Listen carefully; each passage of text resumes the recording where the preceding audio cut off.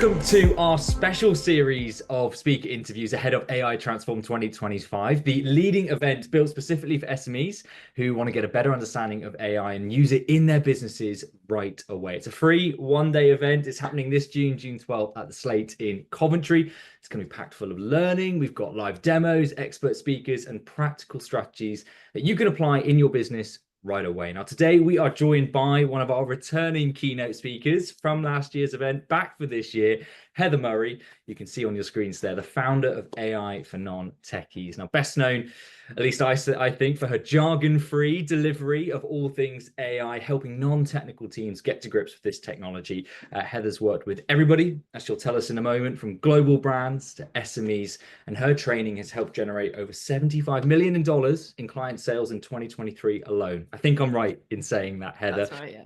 Let's get straight into it. It's great to have you, I say, back for this event this year. Super excited to see you back on our stage. For those who are new to AI Transform, is it all about? What are you going to be sharing with our attendees this June 12th?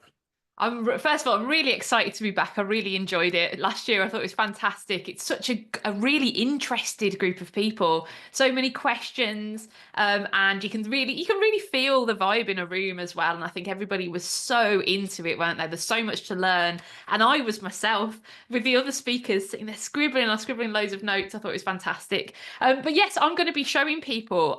I believe in AI being, as you've just said, really jargon-free and really accessible and most of all practical. I think there's a lot of people talking about how it works or these kind of theoretical bits and pieces.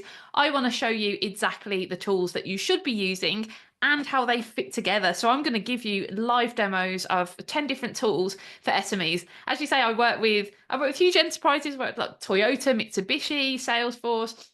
But I also do a lot of work with SMEs, and I am an SME myself. I have built my own systems. I'm going to share with you my own ROI, the tools that I use and how I use them and the ones not to bother with, and just how to start seeing results out of these things.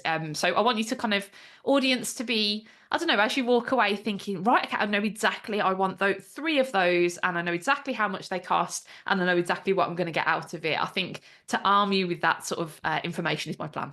Absolutely. Well, that sounds perfect. And I said, we got to see you last year take to the stage. It sounds like there's a whole lot more as well as your presentation. There's going to be those live demos. And this is, like you say, your experience. You've lived it. You are living this. Yeah. I want to ask you just quickly, about AI for non-techies. You mentioned you're an SME in many ways. You help organizations, big and small, get to grips with this technology, specifically those that don't need a tech background, which I love. Tell us about that. What first motivated you to go in this direction, and just how have things kind of snowballed from there? Yeah, so I'm a non-techie myself. I have never had the latest phone. I have never queued up outside an Apple store to get the latest product. I'm not that type of person. I usually have a few models behind, or I don't know how computers work. I'm constantly getting stuck on them, like just every other person. But when I discovered AI, it was entirely by accident. It's actually way before ChatGPT.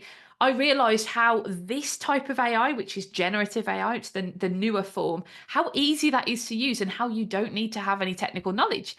And then I was sort of looking around at the beginning when ChatGPT came out, and the fact it's called ChatGPT for a start, what does it's not an accessible name. What does the GPT stand for? It's got this really technical explanation. And that itself is a bad start. And then you open this thing up and it looks a bit like Google, but there's no instructions and everybody's just trying to feel their way around. And the people guiding them were just talking in this real gatekeeping way. They were saying, oh, it's incredibly difficult. They were using terms like prompt engineering and LLMs and APIs and all this sort of stuff that I don't care about. But I was there getting results. I was thinking, oh, you don't need to know how it works. I think this has been my constant motto.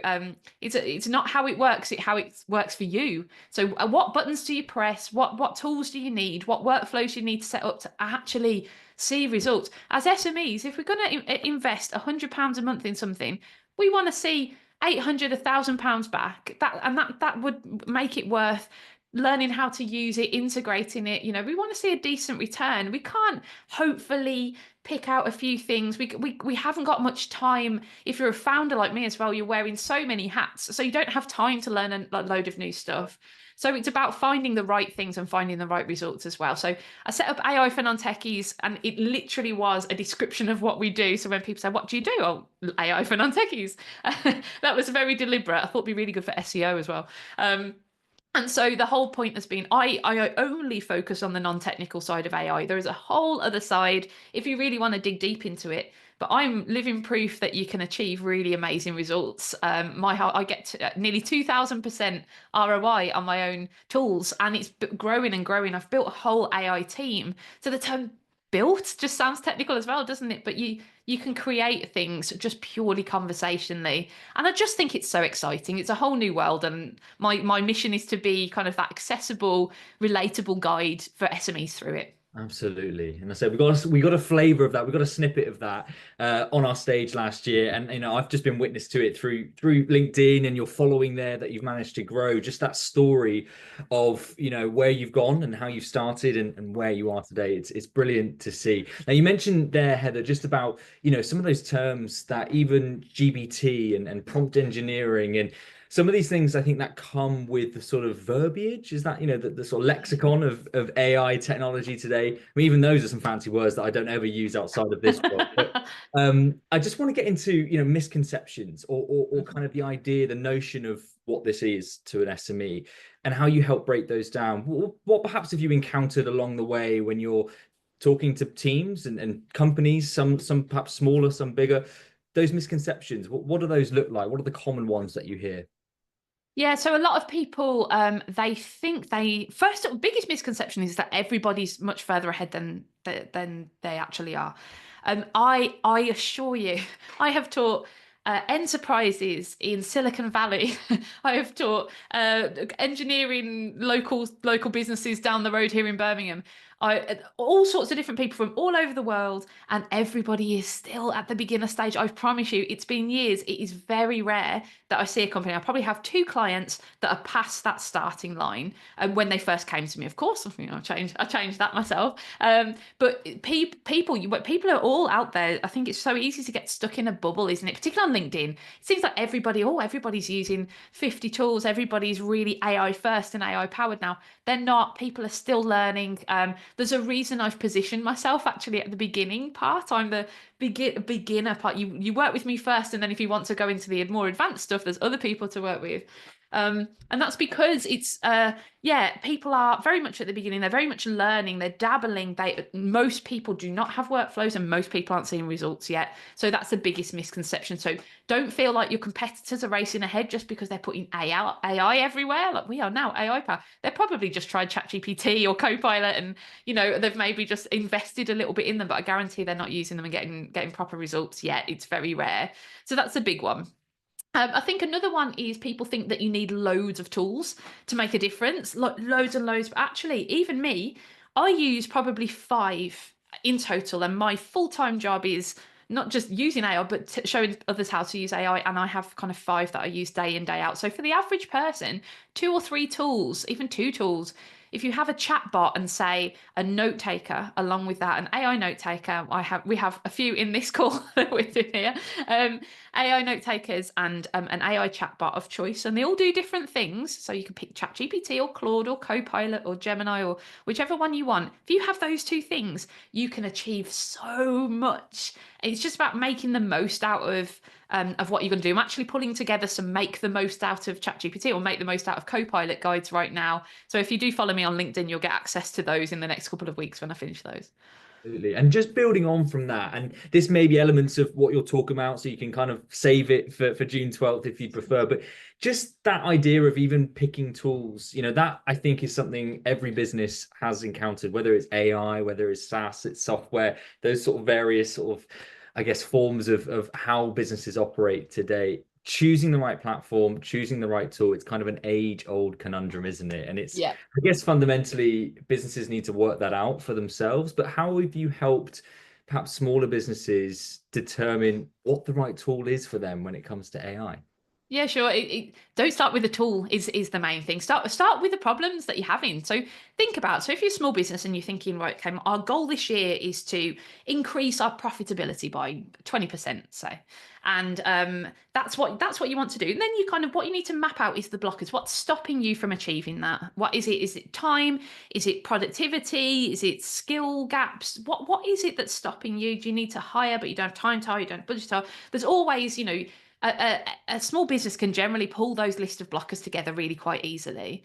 And then you're matching those blockers to tools. You're not starting with the tool and trying to think, right, let's all get ChatGPT and figure out how to use it and try to find use cases.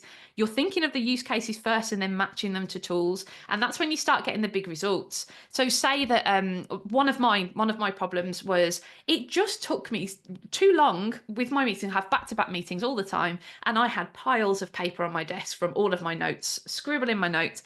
It took me too long to follow up calls. I would frequently lose notes and think, I can't remember what I said. That was 6 calls ago. And now I have my AI note taker in the call and I do not need to worry about it. I have an accurate transcript that's automatically uploaded. I've now put it into a workflow. So it now creates, we have instant, there's something called Fixer, which I'm going to go through actually in the in my talk at AI Transform, which not only sits in your calls, it drafts emails for you and it also monitors your entire inbox. So every time you get an email in, it looks at all the meetings you've had with that person. It looks at all the chain of emails that you've had. It looks at the whole scenario and it will actually draft you a response. So instead of going through and writing your emails, you're actually just approving these responses. And I'm barely changing anything. It's really good. So it's like, yeah, it's like somebody whose job it is to purely just manage your emails. So there's some really exciting things out there. But so linking it to your problems, not just focusing on the shiny new tools. Absolutely, yeah. Great advice for our folks coming as well. And what strikes me as well is just how fast some of these tools are evolving. And Yeah, there has to be a degree of trust as well with the technology that you're of course. incorporating, particularly for a business. Is that something as well that I'm assuming you bake that into AI for non-techies in terms of the education around security and risk? You've got to kind of weigh those things up, right? 100%. So, it's an exciting thing, but it's also a dangerous thing. So, very quick tip for people who are at the beginning of their journey. If you're using a free tool, anything you type in is not private. I told my friend this at the weekend, and she said, "What?" And she just had no idea because you're not told that ChatGPT is so easy to join.